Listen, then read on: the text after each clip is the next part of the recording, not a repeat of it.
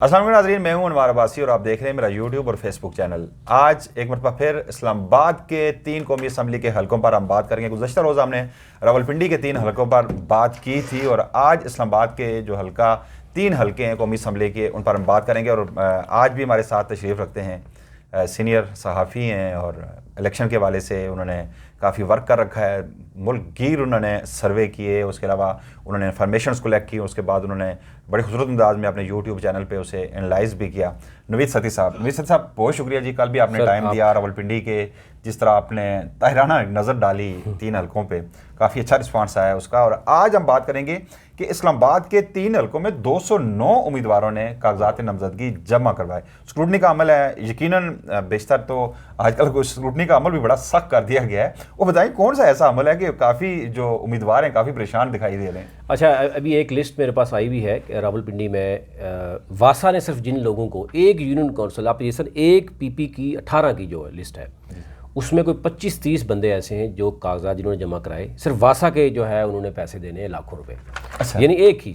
अच्छा, इसमें ओवरऑल ज़रा आप अपने नाज़रीन को बताएं कि एक तो नंबर 1 है कि अगर किसी बंदे ने, प्राइवेट बंदे ने भी, यानी अगर आपका किसी ने पैसा देना है, जो उम्मीदवार इलेक्शन लड़ रहा है, ये मौका है आपके पास, आप चुप करके जाइए, पुलिस के पास भी जाए और वो मतलब आपको घर में आके दे देगा पैसे। इस वक्त सोचते ये है क्योंकि इस वक्त पोजीशन ये है कि वो आपको बिल्कुल क्लियर करेगा। यही वो मौका होता है। मैं 5 साल में ऐसा है। और अच्छा, मेरे दोस्त वहाँ बैठे मुस्कुरा रहे हैं। एक बड़ी सीनियर शख्सियत है जिनका ताल्लुक पाकिस्तान तहरीक इंसाफ से है।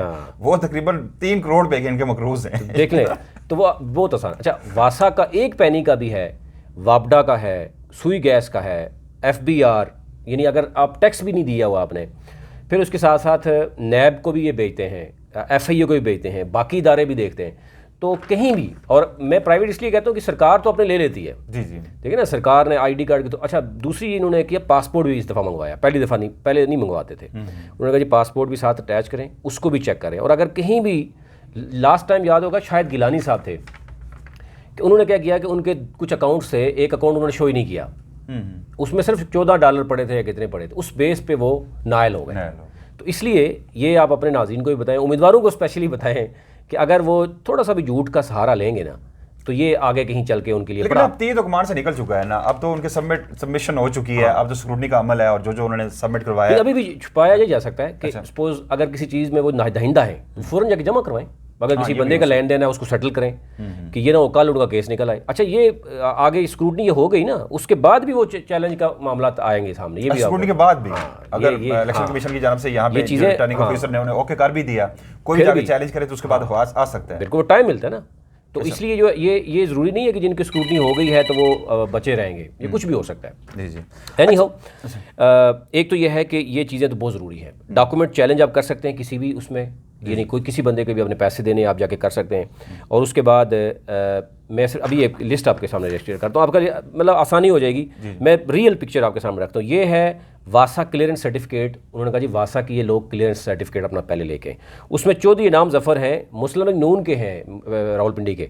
उन्होंने सिर्फ 5,762 रुपये देने हैं। उन्होंने कहा जी आप आके जमा करवाएं, फिर क्लियरेंस मिलेगा, नहीं मिलेगा वरना। अच्छा, कुछ ज़्यादा भी हैं, मतलब इदारों के लिए भी बड़ा अच्छा ये गोल्डन चांस है कि वो सारे।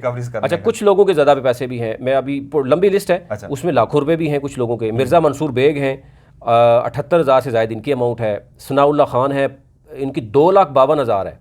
अच्छा, और पानी का बिल है जी। सनाउल्लाह खान है, उनके भी है। फिर इसी तरह कामरान खान है, उनका 35,000 से ज़ायद है। काशिफ हुसैन है, 32,000 से ज़ायद। एक पीपी की बात करूँ, PP 18 की। अच्छा, राजा नासिर महफूज 97,607, इनका भी 1 लाख का बिल तकरीबन पेंडिंग पड़ा हुआ है। अच्छा, मुबशर हयात खान अब्बासी हैं, 330, इन 330 का भी पेंडिंग है। तो वो उन्होंने भी कहा जी आके जमा करवाएं, क्लियरेंस लें। वासा की एक तो मैं ये यहाँ पे ज़रूर कहूँगा कि बर वक्त वहाँ पे बहुत सारे लोगों को शायद बिल ना मिल रहे हों। हाँ, ये भी या कि कनेक्शन डिस्कनेक्ट कर दिया हो। तो अमूमन ये होता है जैसा PTCL का कनेक्शन आपका डिस्कनेक्ट हो गया, इसको बिल्कुल कोई दूसरा अगर आपने कनेक्शन उसका लिया PTCL का, तो यकीनन जो आपके ड्यूज़ हैं जो दूसरे कनेक्शन के वो आप पर आते रहेंगे। यही शायद वासा का भी हो। बाकी इदारों को भी मुतलक किया गया होगा, बाकी भी जो नुमाइंदा हैं जो वो भी ख्याल कर लें, क्योंकि ज़ाहिर है आपके कागजात नामजदगी उस वक्त तक मंजूर नहीं किए जाएंगे जब तक आप तमाम ड्यूज़ क्लियर कर नहीं लेते। अब चलते हैं इस्लामाबाद की तरफ। इस्लामाबाद के 3 हलके क्या सूरत हाल है? अच्छा, इस्लामाबाद के 3 हल्कों में एक तो ख्वाजा सरा नायाब अली भी आ गए, वो हर एक को चैलेंज कर रही है। पहली दफा मेरा ख्याल हाँ, मतलब वो ये है कि वो चैलेंज भी कर रही है कि भाई आए मेरे मैदान में। वो तो बल्कि कल परसों कह रही थी कि आपको भी हल्के से कराए उन्होंने? वो 47 से भी और 48 से, 46 से भी शायद करवाए हुए जी जी हैं। तो लेकिन वो तो चलो एक अलग मामला है।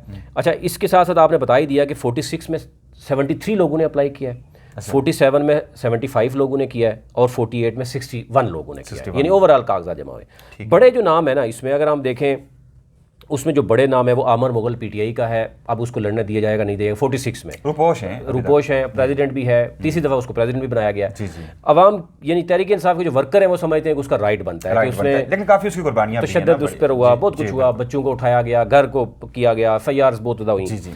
अच्छा, उसके साथ साथ जो बड़े नाम है ना वो आप ये देखें कि जो अच्छा इसी हल्के से शोएब शाहीन ने भी उन्होंने भी किया है, 46 से उन्होंने भी किया है। डिप्टी मेयर हैं जो ज़ीशान नकवी, वो भी हैं।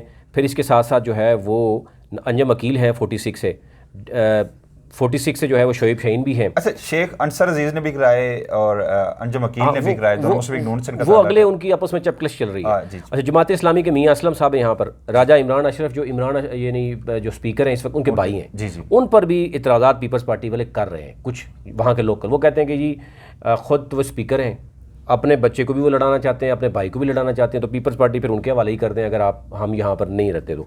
फिर यहाँ पर सियासी जमातों में ये तो चलता है ना, सारा खानदानी सिस्टम सारा वो बिल्कुल वो ये चीज़ चल रही है। तो यहाँ पर यानी आप ये समझें कि अंजम अकील का मुकाबला जो है ना वो शोएब शाहीन है, उमर मुगल है, या फिर पीपल्स पार्टी का कोई है। ये ओवरऑल देखा जा रहा है कि इन्हीं के दरमियान होगा। अकील अंजम यहाँ पर फेवरेट करार दिए जा रहे हैं, लेकिन ज़ीशान नकवी जो है वो भी कोशिश कर रहे हैं, उन्होंने दूसरे हल्के में भी जमा कराए हैं, वो भी अपने कोशिश कर रहे हैं कि कहीं ना कहीं हो।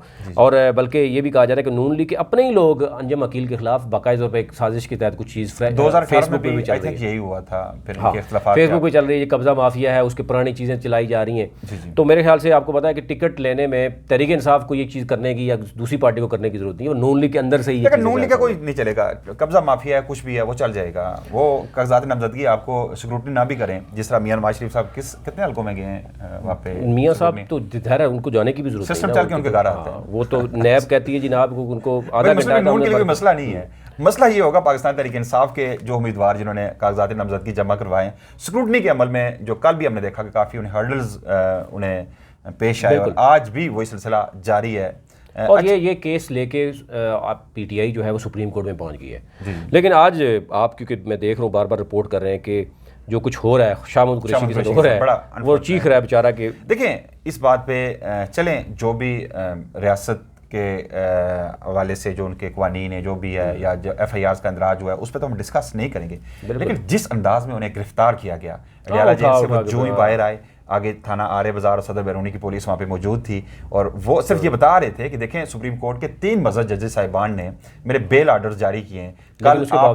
कल रुपकार जारी होने को थी या खुसूसी अदालत के जज अबू हुसैन जुल्करनैन से जब ये कहा गया कि रुपकार जारी करें, उन्होंने कहा इस्लामाबाद जरूरी काम है, वहाँ से आके ले लें। अब जब वकला यहाँ से रुपकार लेकर अडयाला जेल पहुंचे तो जेल हुकाम ने कहा जी हमें तो नजरबंदी के अहकाम मसूल हो चुके हैं DC रावलपिंडी की जानब से। आज फिर RPO की जानब से ये सिफारिश की गई कि वो नज़रबंदी के कल जो अहकाम जारी किए गए थे उन्हें आप कैंसिल करें, उन्हें ख़त्म करें ताकि हम उन्हें वो रिहा हो साइफर केस में हम दोबारा गिरफ्तार कर सकें। अब ये बताया जा रहा है कि 9 मई का 9 मई एक ऐसा हथियार है रियासत के पास, और यही बात हो रही है कि ये है आपके आरोज। इसी को चैलेंज करने की बात की गई थी कि यही डिप्टी कमिश्नर आपका रिटर्निंग ऑफिसर है, ठीक है, डिस्ट्रिक्ट रिटर्निंग ऑफिसर। तो जब वो ये करेगा। अच्छा, 47 की बात करें तो यहाँ पर मुस्तफा नवाज खोखर हैं। अच्छा, लेकिन मुस्तफा नवाज खोखर मजबूत है, लेकिन अभी तक वो प्रॉपर तरीके से उतरे नहीं है मैदान में। अब पता नहीं कन्फ्यूजन का शिकार हैं या क्या वजह है, वो अभी तक नहीं होंगे मेरा ख्याल है। हाँ, वो आज़ाद हैसियत में। चौधरी इलियास मिरबान जो है वो तहरीक इंसाफ के पुराने, क्योंकि वो सेनेट के लिए भी पहले उन्होंने अप्लाई किया, टिकट के लिए भी किया था, लास्ट टाइम नहीं किया। इश्तियाक मिरबान उनके जो भाई हैं। फिर शेख अंसर यहाँ पर 47 में, क्योंकि मजबूत तरीन है नून लीग के, क्योंकि वो साबिक मेयर भी हैं। लेकिन डॉक्टर फजल चौधरी ने भी अपने लोगों को कहा कि यहाँ पे अप्लाई करें। यहाँ पर मैं समझता हूँ कि डॉक्टर तारक फजल चौधरी जो है मजबूत तरीन उम्मीदवार हैं मुस्लिम लीग नून के। 47 में ये कह सकता हूँ जी, बिल्कुल आप ठीक है कह सकते हैं, वो बहुत से लोग कह रहे हैं। लेकिन मेरे ज़राए बता रहे हैं कि 47 में क्योंकि उन्होंने जो 48 में अपने ही अजीज़ जो हैं वो रिफत चौधरी को मैदान में उतारा है, तो उनके ऊपर एक इल्ज़ाम यह है कि वो अपना हल्का छोड़ के वो शहर की तरफ क्यों भाग रहे हैं। तो बल्कि किसी ने लिखा था कि गीदड़ की जब मौत आती है तो वो शहर में का आम रुख करता तासर ये है कि पाकिस्तान तहरीक इंसाफ का वोटर वोट ज़्यादा ज़्यादा है। हाँ है जी। और फिर वो अपने हल्के में अपने ही रिश्तेदार को उतार के, तो फिर यहाँ पर उन पर ये इल्ज़ाम हो रहा है कि ये मरूसियत है कि आपने जो है वो भाई को उधर उतार दें या ब्रदर इन लॉ को उधर उतार दें और ख़ुद जो है ना वो शहर का आ जाए। शहर में यहाँ पे राजा जो हैं दूसरा भी हैं, मैं आपको बता दूँ, उन्होंने भी कागज़ात जमा कराए हुए हैं, वो भी बड़ा तगड़ा उम्मीदवार है मुस्लिम लीग। उनका पिछली दफ़ा हारे थे वो। तो यहाँ पर जो है वो शेख अंसर, बाबर अवान खुद उतरे मदरा में, आमिर कियानी भी यहाँ पे आईपीपी की तरफ से उतर रहे हैं। आईपीपी की और ये कहा जा रहा है कि अगले हल्के में वो 55 से नहीं आ रहे, अब यहाँ से हाँ यहाँ से आ रहे हैं। और ये कहा जा रहा है कि यहाँ पर जो है वो क्योंकि अलियास मिरबान जो चौधरी सरदार अलियास है जो सेनेटर्स के मालिक हैं, वो इनको सपोर्ट करेंगे इन टर्म्स ऑफ पैसा और ये सारा कुछ लगाएंगे। लेकिन ज़ाहिर है वोट बैंक कितना एक है वो सबको पता है। फिर यहाँ पर ज़ीशान नकवी भी यहाँ पे उतारे गए हैं क्योंकि वो इधर भी उतरे हैं। फिर शोएब शहीन भी हैं और नायाब अली भी यहाँ पर भी है। वो कह रही मैं इनका मुकाबला करूँगी। अच्छा, अब 48 में ट्विस्ट आया है कुछ, यानी कागजात जब जमा हुए ना उससे पहले कहीं नाम डिस्कस नहीं हो रहा था। वो था सैयद ज़फ़र अली शाह जो कि दामाद यानी इनके दामाद हैं जुल्फ़ी बुखारी। तो अब ये कहा जा रहा है कि इनके जो करीबी वो समझते हैं कि जुल्फ़ी बुखारी को इशारा मिला है तो इसलिए उनको उतारा है, अदरवाइज़ ये कभी भी ना आते। लेकिन अब लेट्स सी तहरीक इंसाफ का यहाँ क्या सूरत हाल होगी। फिर खुर्रम शहजाद अवान है, फिर अलियास मिरबान यहाँ पर भी हैं, इश्तियाक मिरबान उनके जो हैं, अंसर अजीज़ क्योंकि 48 में क्योंकि तारक फजल चौधरी है तो उन्होंने कहा मैं उधर चला जाता हूँ, तो वो इधर भी आगे जमा करवा गए।